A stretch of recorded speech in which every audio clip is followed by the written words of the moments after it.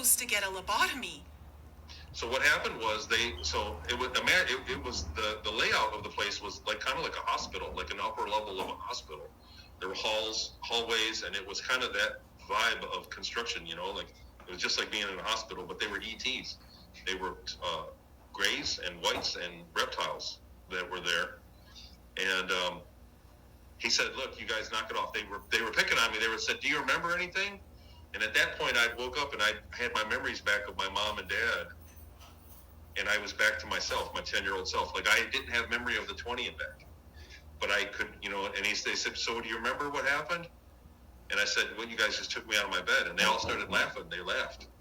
And it made me angry. It made me livid. I said, "I'm going to remember this." I didn't know what they were laughing about, really. I said, "I'm going to remember this." And I said, "In Jesus' name," because my mom had taught me that. I said this in other interviews, but my mom had taught me that like a week before, that if you ask for anything, if you ask Jesus for something, she's a very religious lady. And you believe Fonzi?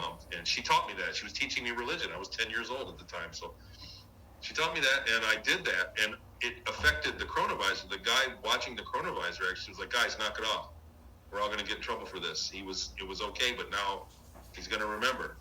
And they had to put me through another round. They took me to another wing of the hospital where they were, and put me through a round of trauma-based mind control. Like they shocked me, and they were showing me, videos. It was really weird, like the situation. But then they finally concluded, "I'm going to remember." They said, "It's not. Take him to get a lobotomy."